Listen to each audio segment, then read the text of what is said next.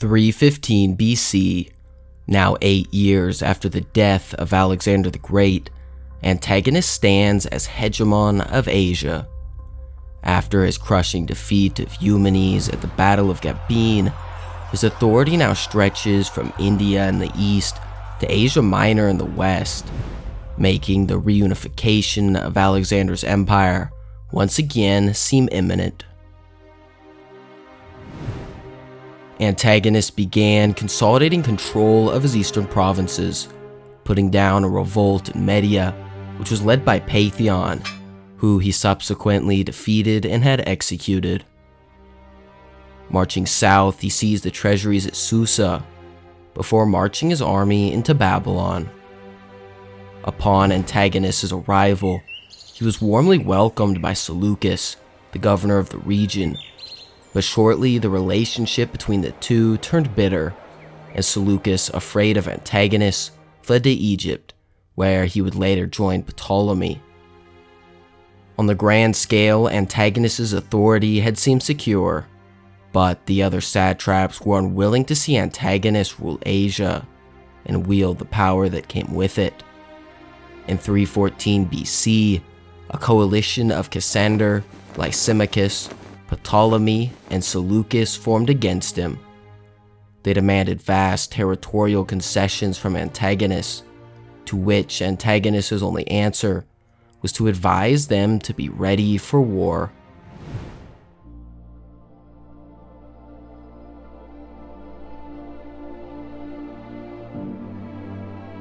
Antigonus now faced enemies on three sides.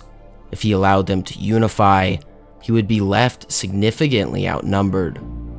In addition to the coalition, while he was in the east, Cassander, the satrap of Caria, had revolted against him, and now Cassander had managed to expand his territory, taking over Lydia and parts of Cappadocia. And now, with the onset of the coalition war, he gained large support from the other satraps. Antigonus, realizing the dire state, sent his nephew Ptolemy with an army against Cassander. Ptolemy's main goal was to cut Cassander off from Lysimachus and Cassander, and make sure they could not reinforce him by land. The young general successfully recovered the whole satrap of Cappadocia, after which he advanced into Bithynia, before marching south and threatening Caria, where he would win a decisive victory over Eupolemus, a general of Cassander. Ptolemy had been incredibly successful, bottling up Cassander and successfully cutting him off from his allies, though now faced with the prospect of securing control of Cassander's main power base in Caria, he would lack both the numbers and supplies to conduct any meaningful offensive action, and would dismiss his army to winter quarters. Meanwhile, Antigonus sent his friend Aristodemus to begin friendly relations with his old enemy Polyperchon, who still had control of a large part of the Peloponnese. Aristodemus was also given 1,000 talents, from which he raised an army of 8,000 mercenaries from the surrounding area. He then began a campaign which would secure Antigonus control of most of the peninsula. Now back in Syria, Antigonus personally led his main army against Ptolemy and invaded Phoenicia. The campaign would last for over a year, culminating in the devastating siege of Tyre, which would leave Antigonus in complete control of Phoenicia and most of Syria. Though it soon became evident to Antigonus that his nephew Ptolemy did not possess the troops to defeat Cassander, and so withdrew his main army from Syria and marched against Cassander himself, leaving the defense of the Levant to his oldest son Demetrius. Once Antigonus arrived in Asia Minor, he would lead a successful campaign against Cassander and eventually forced him to conclude a peace treaty in which he was required to surrender his whole army, turn over control of Lydia, and to surrender his brother Agathon as a hostage. With Cassander dealt with, Antigonus would send his nephew Ptolemy to reinforce Aristodemus in Greece. Together, their armies made monumental gains, bringing all of Greece south of Thermopylae, except for Athens, under Antigonus's control.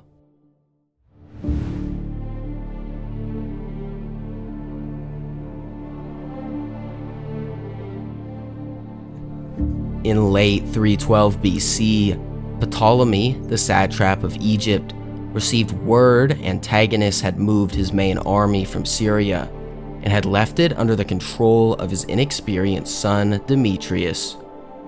Ptolemy promptly launched his own invasion into the Levant.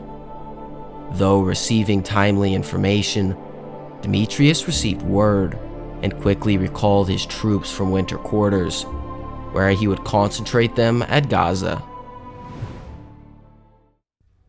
The two armies would meet near Gaza in the winter of 312 BC. On Demetrius's right flank, under his own command, he deployed his elite cavalry and a large contingent of light infantry. In the center, he deployed his phalanx, which numbered some 11,000, with several contingents of war elephants placed in front. On the Antigonid right, he positioned his light cavalry. Ptolemy and Seleucus massed their heavy cavalry on their right, under their own personal command, with an anti-elephant corps of light infantry positioned in front of the line. Their phalanx was stationed in the center, with the remaining light cavalry deployed on the left. The battle opened with both cavalry wings engaging each other in what became a fierce melee. Ptolemy and Seleucus had both remained in reserve with several units of their elite cavalry, which they now moved to counter Demetrius's right flank, which had proved to be superior to their own. While the cavalry battle raged on the flanks, Demetrius brought forward his elephants, hoping to demoralize the Ptolemaic phalanx, though they remained unwavered. As the elephants approached, they began to be engaged by the Ptolemaic anti-elephant corps, which showered the elephants with arrows and javelins.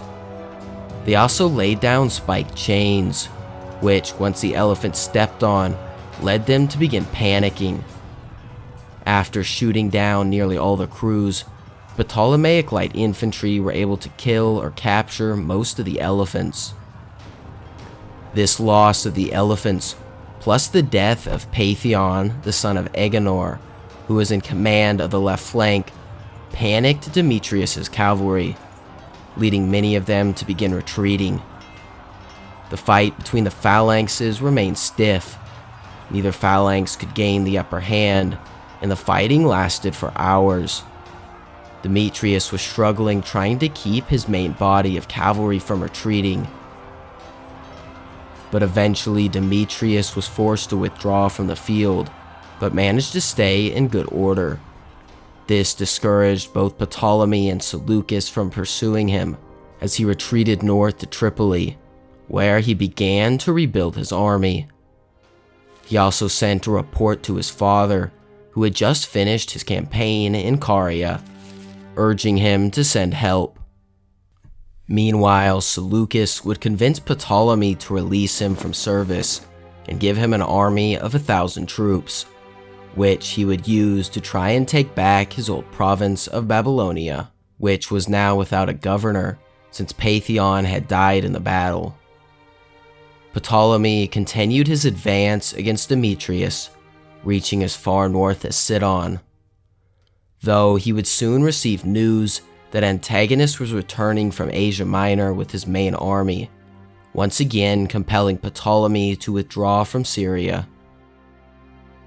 In the east, Seleucus had been continually recruiting more soldiers on his way to Babylon, his troops now numbering roughly 3,000 soldiers. When Seleucus finally reached Babylon, he was welcomed inside the city and was soon recognized as the new ruler. He found no resistance except for Paithion's former commander Diphilus, who had barricaded himself with any fellow Antigonid supporters inside of the city's fortress. Though Seleucus made a quick and effective siege, which would result in the complete reoccupation of Babylon. Seleucus began by releasing friends who had stayed in Babylon in captivity. He also began the re-institutionalization of his government, and what is traditionally regarded as the beginning of the Seleucid Empire. Given the dire situation in the east, Antigonus quickly worked to conclude a general peace with all of his enemies except for Seleucus. The negotiations would result in the Peace of 311 BC. All of the Diadochi would confirm the existing boundaries of their territories and proclaim the freedom of the Greek cities. All parties also agreed that the young king Alexander IV, the son of Alexander the Great by Roxanne, would ascend to become king of the whole empire when he came of age in 6 years' time. Following the treaty, defenders of the Argead dynasty began to declare that the young Alexander IV should now exercise full power, and that a regent was no longer needed. Cassander's response was definitive: to secure his rule. He commanded Glacius to secretly assassinate the 14-year-old Alexander IV and his mother. Cassander would not announce his death for fear of retaliation by the other Diadochi, and many would continue to recognize the deceased king for several years. Though peace had been achieved in the west, the war in the east still raged on. Antigonus's satraps in Media and Aria, Nicanor and Eugoras, now decided to intervene with a large army of roughly 17,000 men. Seleucus would also begin marching his massively outnumbered army of roughly 3,000 soldiers to meet him. Once Seleucus located Nicanor's army, he would shadow him along the Tigris, and by November, Nicanor would finally attempt to cross. To Nicanor's surprise, Seleucus would not contest the crossing, instead hiding his troops in the marshy terrain around it. Once a large part of Nicanor's army crossed the river, they would make camp for the night. The camp was lightly guarded because Nicanor thought Seleucus had fled. He was also separated from a large contingent of his force, who had yet to cross the river. Seeing the opportunity, Seleucus launched an attack during the night. Nicanor's men were caught by complete surprise. Amidst the fighting, Eugoras was slain, and many of his Persian soldiers simply surrendered to Seleucus. Nicanor's contingent was also overwhelmed. Though Nicanor managed to cross the river and escape, the bulk of the remaining soldiers either joined Seleucus or fled. The victory for Seleucus was decisive.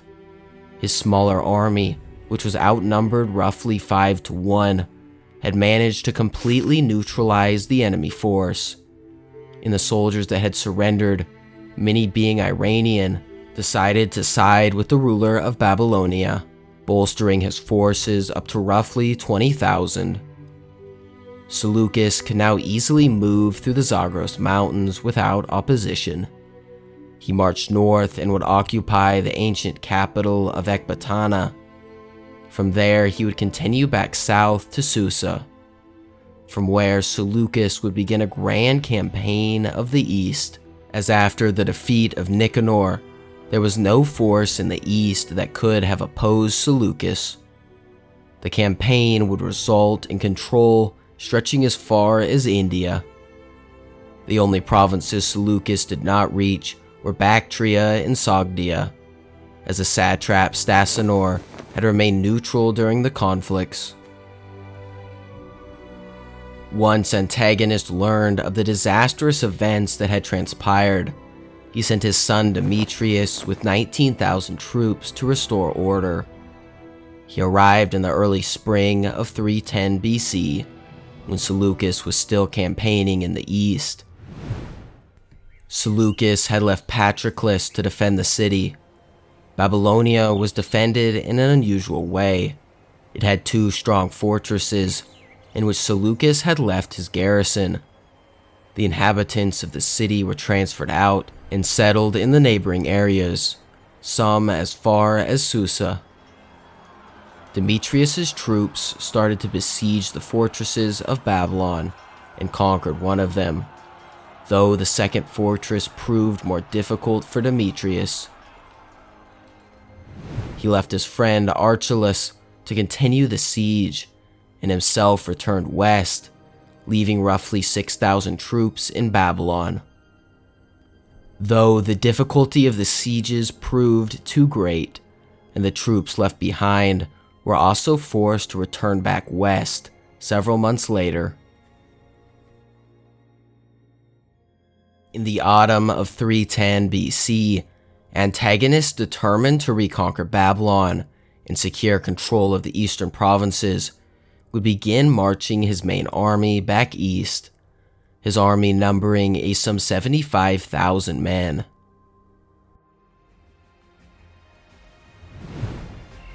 Like his son, several months earlier he besieged the fortresses of Babylon, waging a long and grueling campaign, which once again resulted in the conquest of the westernmost fort. Though the second fortress proved more difficult, and the situation for Antigonus proved untenable, and his army was forced once again to leave the city. Returning to the northwest, Antigonus would pillage and raze much of the territory. This would force Seleucus, who had been trying to launch a guerrilla campaign and avoid a decisive battle due to his significantly smaller force, to finally face him on open ground. When the two armies met, Antigonus would attempt to use his overwhelming numbers to win a decisive victory, but Seleucus was able to use the terrain to his advantage to keep the antagonists from outflanking him. The battle would last through the day, but at the end neither side could gain the upper hand, and the battle's result was inconclusive. As night fell, both armies retired to their camps. Antigonus's army disarmed and went to sleep, while Seleucus ordered his men to dine and rest in their ranks. The next morning, as the sun rose, Seleucus had already deployed his phalanx, and they immediately began their advance, catching the sleeping enemy by complete surprise. Antigonus's army was quickly overwhelmed and routed. The latter managed to escape. The decisive defeat would force him to give up on the idea of conquering the satraps, leaving the east to Seleucus. Though Antigonus lost nearly 2/3 of his empire, he still remained in the zenith of his power. The coordinated attack that had been led by the coalition had resulted in very little. Though the Diadochi, each of whom ruled as kings in all but name, were about to fight their largest war yet, one that would result in both great catastrophe and triumph.